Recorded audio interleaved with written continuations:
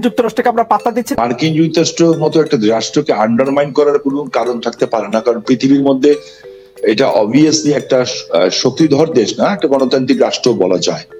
But thing is that যে আমার কাছে না কিছু মাঝে মাঝে অবাক লাগে যে মানুষের চরিত্রটা দেখতে, পৃথিবীর সব দেশের চরিত্র দেখতে ভালো লাগে। আমার কাছে মাঝে মাঝে আশ্চর্য হই যে আমরা কত রঙের মানুষ। আমরা এই দেশে দাঁড়িয়ে তারাই কথা বলছি, বড় বড় কথা বলছি, যেই দেশে জাতির পিতা বঙ্গবন্ধুকে হত্যা করা হয়, তার পুরো পরিবারের বংশকে নির্বংশ করা হয়।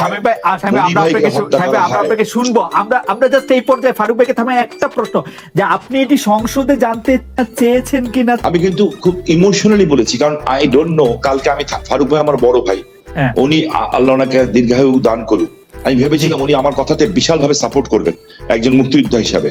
যে আমার যে প্রশ্ন ছিল, ঠিক আছে আমাদের কিছু লোক আছে, কিন্তু আমাদের যারা জীবন দিল পৃথিবীর শান্তির জন্য, স্যাংশন দিয়েছো, ওয়েলকাম।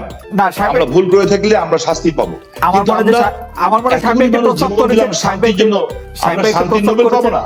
সাহেব একটা প্রস্তাব করেছেন, সেটি নিশ্চয়ই ফারুক, গুম খুন, তারপরে হচ্ছে বিচার বহির্ভূত হত্যাকাণ্ড, তাদের জন্য আসলে স্যাংশন দেওয়া হয়েছে। জনাব শামীম ওসমান, আপনার নিশ্চয়ই মনে আসে একরামুল বলে চট্টগ্রামের একজন কাউন্সিলর, তার মেয়ে যখন বলছিল বাবা তুমি কান্না করছো যে, এবং তারপরে যখন তাকে গুলি করে হত্যা শব্দ আমরা শুনলাম, সেই সময়ের মধ্যে কিন্তু আমরা অনেকেই বলছিলাম যে এইখানেই এটি শেষ হওয়া উচিত, কিন্তু এটি আসলে শেষ হয় নাই। জনাব শামীম ওসমান। জি, আমি আপনার সাথে 100% একমত। আমি কোন অবস্থাতে একজন মানুষ হিসাবে, পৃথিবীর 800 কোটি মানুষ যদি চায় একজন মৃত মানুষকে জাগিয়ে তুলবে, তা তো জাগিয়ে তুলতে পারবে না, তাই না? তো একজন মানুষকে আমি গুম করে দিব, খুন করে দিব, এই বিষয়টাকে আমি একজন মানুষ হিসাবে, আমি যদি মৃত্যু হয়ে যায় আমার, আমি কোনোদিন এটাকে সাপোর্ট করব না। এবং অতীতে কে কি করেছে সেই জন্য আমাকে একই পথে চলতে হবে, আমি সেটাকেও মনে করি না। সজীব ওয়াদের জয় একটা ফেসবুকে, এই যে আমেরিকা গত 2 দিন আগে একটা স্ট্যাটাস দিয়েছেন, 3-4 দিন আগে, বিএনপি জামাতের সরকারের 100 দিনের সন্ত্রাসী কার্যকলাপে নিহতের সংখ্যা ছিল 100 দিন, মাত্র 100, এবং যা দিয়েছেন উনি সব কয়টা হলো মিডিয়ার থেকে নেওয়া। আমার হাতে কাগজগুলি আছে এবং এগুলি সব মিডিয়ার থেকে দেওয়া। এবং উনি ওইখানে বলেছেন 100 দিনে নিহতের সংখ্যা ছিল 1200, ধর্ষণের ঘটনা গড়ে প্রতিদিন 4টি, খুনের সংখ্যা গড়ে প্রতিদিন 6 জন। থানার ওসিও নিজের জান বাঁচাতে জিডি করেছিলেন। হ্যাঁ, এখন আমি এই কথা দিয়ে এটা প্রমাণ করতে চাই না যে ওনারা করেছেন দেখে আমাকে করতে হবে, এটা আমি বলতে চাই না। উনি 3টা লবিস্ট ফার্মের নামও বলেছেন, এবং এই লবিস্ট ফার্মের মাধ্যমে কিভাবে এই তথ্য বিকৃত করা হয়েছে সেই কথাটাও কিন্তু উনি বলেছেন। এখন দেখেন, এইখানে কথা বললে তো অনেক কিছু বলা যায়, আন্তর্জাতিক মাধ্যম যা বলবে তা বেদবাক্য, আর আপনি আমি যা বলবো তা অসত্য। কিন্তু সাহেব আপনি আমি যা বলবো তা অসত্য বা বেদবাক্য না হলেও, মানে বিএনপির কথা বিশ্বাস করতে পারবো না, কোন মানবাধিকার সংস্থার কথা বিশ্বাস করবো না, বিদেশের কথা বিশ্বাস করবো। আমরা যেটা চোখে দেখবো এবং যেটা বুঝবো সত্য, আমরা সেটাকেই বিশ্বাস করব এবং সেটাকে বিশ্বাস করা উচিত। আমি আপনাকে একটা জিনিস স্পেসিফিক্যালি বলতে চাই খুব পরিষ্কার ভাবে, আমি একজন হিউম্যান বিং হিসাবে আমি কোনো ধরনের হত্যাকাণ্ডকে আমি সমর্থন করি না এবং করা উচিত, তাহলে আমি মানুষ হিসেবেই গণ্য হব না।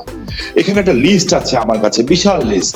আমাদের IB Rahman, SM Kibria, Asadullah master, Momtaz ভাই, গোপাল কৃষ্ণ মুহুরী, অধ্যাপক হুমায়ুন আজাদ, অধ্যাপক ইউনুস, এরকম দেশ বরেণ্য ব্যক্তিদের নামের লিস্ট আছে আমার কাছে এখানে প্রচুর, যেগুলি, এবং ইভেনচুয়ালি ফারুক ভাইদের সময় ব্রিটিশ হাই কমিশনার যখন শাহজালাল বাবার মাজারে গেছিলেন, ওনার উপরে বম ব্লাস্ট হয়েছিল, ওখানে কিন্তু মানুষ মারা গেছিল। কিন্তু আপনি কিন্তু বিএনপির আমল থেকে আসতেই পারতেছেন না, আপনি বিএনপির আমলেই থাকতেছেন, আপনি এই আমলে আসেন যে আমলের মধ্যে জাতিসংঘ হচ্ছে বাংলাদেশের 4 জন বাহিনী প্রধানকে আসলে স্যাংশন দিয়েছে। জাতিসংঘ প্রত্যেকবার বলছে এটার কথা, আন্তর্জাতিক মানবাধিকার সংস্থাগুলি বলছে, বাংলাদেশের আওয়ামী লীগ ছাড়া সবাই বলছে, মায়ের কান্না বলে সংস্থাগুলি বলছে। আওয়ামী লীগ ছাড়া সবাই বলছে কিনা আমি জানি না, বাট আমি যেটা দেখেছি যে র্যাবের নতুন ডিজি কিন্তু পরিষ্কার ভাবে বলেছেন, র্যাবের ডিজি বলেছেন যে আমাদের কাছে যে লিস্ট চাওয়া হয়েছিল আমরা তার উত্তর দিয়েছি এবং এই উত্তরের পরে আমাদেরকে কোনো পাল্টা প্রশ্ন করা হয় নাই। আমরা দেখি এরপরে ওনারা কি বলেন, সেটা একটা সাবজেক্ট ম্যাটার। আর দ্বিতীয় যে সাবজেক্ট ম্যাটার হচ্ছে যে আপনি খুব ভালো করে বুঝেন, আমিও বুঝি, ফারুক ভাইও বুঝেন যে পলিটিক্স কিন্তু এখন নিজের দেশে হয় না, এই পলিটিক্স কিন্তু এখন একটা গ্লোবাল পলিটিক্স। এখন যে যেভাবে খেলে, কেন বাংলাদেশের রোহিঙ্গা ঢুকে, কেন বাংলাদেশের বর্ডারে সে আজকে বোম পড়ছে, এখানে অনেকে নীরব আমরা সরব, কেন অনেকে নীরব অনেকে সরব কেন, এই বিষয়গুলি কিন্তু দেখার বিষয়। ওই লিস্টের মধ্যে তো 3 জন ভারতের বিচ্ছিন্নবাদীর নাম ছিল যারা এখন প্রকাশ্যে ভারতের রাজনীতি করছে। কিন্তু আমি কেন এই লিস্টে র্যাব এরকম করছে কারণ র্যাবকে প্রশিক্ষণ দিয়েছে হচ্ছে আর আমেরিকা। আমেরিকা যদি র্যাবকে ভালো প্রশিক্ষণ দিত তাহলে হয়তো ভালো কিছু করতে পারতো। আপনি এইটার মানে কি বুঝবেন যে আসলে র্যাবকে ওই প্রশিক্ষণই দেওয়া হয়েছে যে প্রশিক্ষণ আমেরিকা দিয়েছে এবং র্যাব এখন যা করছে, তাই না? আর দ্বিতীয় কথা হচ্ছে যে না সাহেব আপনি বলেন, আপনি যদি কথার একটা পার্ট ধরেন তাহলে কথার মানে এটা হয়। উনি মাননীয় প্রধানমন্ত্রী জাতির পিতার কন্যা, উনি এটা বলেন নাই, উনি কথাটা এইভাবে বলেন নাই। উনি বলেছেন যে RAB is trained by USA, এই কথাটা উনি বলেছেন। এবং তার সাথে সাথে উনি আরেকটা কথা বলেছেন যে ইউএসএ কি এখন চায় না যে র্যাব সন্ত্রাস দমন করুক? কারণ এই র্যাব সন্ত্রাস দমনে এবং আপনি কি এটা শোনেন নাই যে এটা কি উনি শোনেন নাই যে প্রধানমন্ত্রী বলেছেন যে র্যাবকে যদি অন্যরকম ট্রেনিং দিত তাহলে অন্যরকম হতো, এরকম একটা কথা বলতে চাই যে দেখেন, আমি কিন্তু র্যাব যখন গঠন হয়েছে ট্রু যে এই এরা অনেক ভালো কাজ করেছে, এদের দ্বারা অনেক সব শ্রেণী পেশার মানুষের মধ্যে ভালো খারাপ আছে। যেমন আমাদের নারায়ণগঞ্জের নজরুল ইসলাম সুইট একটা ছেলে জেলখানায় ছিল, কালো পতাকা দেখিয়েছিল তৎকালীন প্রধানমন্ত্রী বেগম ম্যাডাম খালেদা জিয়াকে, এই অপরাধে জেলখানা নিয়েছে। জেলখানায় ডান্ডা বেরি পর অবস্থায়, সে ডান্ডা বেরি পর অবস্থায় তাকে জেলখানা থেকে বেরিয়ে নিয়ে গেছিল, ও সহ সেলিম সহ 4 জনকে গুলি করে হত্যা করা হয়েছে। আমার মনে হয় সাহেব আপনার বক্তব্য আমরা শুনেছি। 2008 সাল থেকে আওয়ামী লীগ ক্ষমতায়, সরকার ক্ষমতায়, মাননীয় প্রধানমন্ত্রী ক্ষমতায়, তার মন্ত্রিসভা ক্ষমতায়, শামীম ওসমান সাহেবের মতো বিজ্ঞ লোকেরা সংসদ সদস্য। পৃথিবীর ইতিহাসে আছে কিনা আমি জানি না, বাংলাদেশের ইতিহাসে প্রথম সংসদ বজায় রেখে যারা নির্বাচন করে সেই সংসদের সদস্য শামীম ওসমান সাহেব। আমি ওনার কাছে বিনয়ের সহিত আপনার মাধ্যমে, আমার প্রিয় ব্যক্তি হিসাবে আপনার মাধ্যমে একটা প্রশ্ন করতে চাই। যে কন্যা বলেছে বাবা তুমি কাঁদছো কেন, সেই বাবা বিচার বহির্ভূত হত্যা করা হয়েছে, গুলির শব্দ মেয়েও শুনেছে। এই বিষয়ের উত্তর আমাদের সম্মানিত শামীম ওসমান দেন নাই। উনি কতগুলো ডান্ডা বেড়ির কথা বলেছেন, হাজারো ডান্ডা পড়ি পড়া অবস্থায় গত 2008 সাল পর থেকে যারা ক্ষমতায় আছেন, কত হাজার লক্ষ ডান্ডা বেড়ি অবস্থায় মৃত্যুবরণ করেছে এবং মিন্টুর মতো ছাত্র নেতা কত লোক মরেছে, এই ইতিহাস আমি তুলতে চাই না। আমি বিএনপির আমলের ইতিহাসও তুলতে চাই না, আমি আওয়ামী লীগের সামান্য একটু ইতিহাস তুলে ধরতে চাই। যে ইতিহাসটা হলো শামীম ওসমানের কাছে প্রশ্ন আপনার মাধ্যমে, যে বিচার বহির্ভূত হত্যার জন্য যে স্যাংশনটা দিয়েছে, সে স্যাংশন সম্বন্ধে ক্লিয়ার উত্তর আপনি একটা দিবেন কিনা আমি জানি না। আমি এটা দিতে চাই যে বিচার বহির্ভূত হত্যা, গুম, খুনের জন্যই র্যাবের উপর এবং পুলিশ কর্মকর্তাদের উপর স্যাংশন দিয়েছে। আর একটা জিনিস সরকার প্রধান বলেছে, মার্কিন যুক্তরাষ্ট্র স্কুলে গুলি হয়, ওপেন রাস্তায়, দোকানে, মদের দোকানে গুলি করে মানুষ মারে, সেখানে মানবাধিকার কি লঙ্ঘিত হয় না? তাহলে এইসব প্রশ্নের উত্তর আমেরিকাকে যারা করে, আবার কেউ কেউ বলে আমেরিকার চেয়ে গণতন্ত্র শক্তিশালী বাংলাদেশে, এইসব কথাও আমরা শুনতে পাই। সেখানে আমি মনে করি যে আজকে ফারুক ভাই একটা মিনিট সময় দেন আমাকে। মহিউদ্দিন, আপনি জানতে চান এই অনুষ্ঠানটি অত্যন্ত জনপ্রিয়, একটু আগে আপনি আমার থেকে জেনে নেবেন আমি কেন ইন্ডিপেন্ডেন্ট টেলিভিশনের কথা বলেছি। এটা আন্তরিকের সাথে বলেছি, যেভাবে আপনি প্রশ্ন দুইজনকে করা শুরু করছেন, আমি মনে করেছি যে আপনি ইন্ডিপেন্ডেন্ট টেলিভিশনে আছেন। যাক, সে বিষয়ে আমরা আপনার মনে কষ্ট নেবেন না, এটা অন্য দিকে নেবেন না।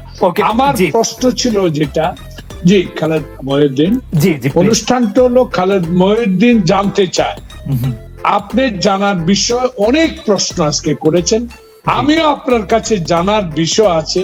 একটা গণতান্ত্রিক দেশে আপনি বসবাস করছেন, সাংবাদিকতা করছেন, আমি আপনার কাছে জানতে চাই বাংলাদেশের সমসাময়িক বিষয় নিয়ে মন্ত্রী মিনিস্টাররা আপনার মাধ্যমে শামীম ওসমানকে বলবো যে আপনার মন্ত্রী মহোদয়রা, আপনার সম্প্রচার মন্ত্রী, আপনার দলীয় সাধারণ সম্পাদক, সেতু মন্ত্রী মহোদয় সহ যে কথাগুলো তারা বলে বিএনপি বিদেশিদের কাছে ধর্ণা দিয়েছে, অভিযোগ করেছে, বিএনপি বিদেশিদের কাছে অভিযোগ দিলে আমাদেরকে কিছু করতে পারবে না। কিন্তু আমার প্রশ্ন যে আমরা অভিযোগ না, বাংলাদেশের সমসাময়িক বিষয় যা ঘটছে সেই কথাগুলো বিদেশির কাছে চিঠি আকারে আমরা পৌঁছে দিচ্ছি, কিন্তু বাংলাদেশের বর্তমান যে সমসাময়িক বিষয় চলছে, ইভিএম, ফারুক ভাই এটা কি একটু পরিষ্কার করবেন যে আপনারা কি বিদেশিদের কাছে চিঠি দিয়ে বাংলাদেশের অবস্থা জানাচ্ছেন এবং মানে এই অভিযোগটি আওয়ামী লীগ করছে, এটি আপনিও বললেন, মানে এটি করছেন আপনারা? খালেদ মহিউদ্দিন ভাই, আমরা তো অ্যাম্বাসেডররা যখন আমন্ত্রণ করেন বা সৌজন্য সাক্ষাৎ করেন তখন সমসাময়িক বিষয় নিয়ে যে কথাগুলো হয় সেই কথাগুলো তো বলতে হয়, সেটা লিখিত হোক বা মুখে বলুক, কথাগুলো তো বলা হচ্ছে। কিন্তু আমরা অসত্য মিথ্যা কোন তথ্য আমরা বিদেশিদের কাছে তুলে ধরি নাই। বাংলাদেশে যা ঘটছে, বাংলাদেশে যা হচ্ছে, বাংলাদেশে যে অসাংবিধানিক কাজগুলো হচ্ছে, বাংলাদেশে যে বিএনপি কে গণতান্ত্রিক অধিকার থেকে বঞ্চিত হচ্ছে, মিটিং এর অনুমতি সকালে দিয়ে বিকালে লাঠি পেটা করছে, এই কথাগুলো বলা কি, অভিযোগ দেওয়া কি আমাদের অন্যায় হয়? আমি তো মনে করি একজন রাজনৈতিক কর্মী হিসাবে আমার অধিকার আছে এগুলো বলার একটি গণতান্ত্রিক দেশে। ফারুক ভাই, আমাদের প্রশ্ন হচ্ছে যে এই অভিযোগ দিয়ে মানে আপনি কিরকম প্রতিকার আশা করেন, মানে বিদেশিরা কি করবে? প্রতিকার একটাই, বিদেশিরা এখানে এসে ক্ষমতা আমাকে দিবে, জনগণকে সম্পৃক্ত করা হচ্ছে, সংগঠন শক্তিশালী করা হচ্ছে, গণতান্ত্রিক অধিকার প্রতিষ্ঠার জন্য, ভোটাধিকার প্রতিষ্ঠার জন্য জনগণের কাছে জনগণের শক্তি। বিদেশিরা যেহেতু আছে, বিদেশি আমাদের বন্ধু, আমাদের প্রভু না, সে কারণে আমরা বিদেশির কাছে এই কথাগুলো বলাতে যদি তারা মনে করে আমরা এটা দেন দরবার করছি, এটা আমি স্বীকার করি না।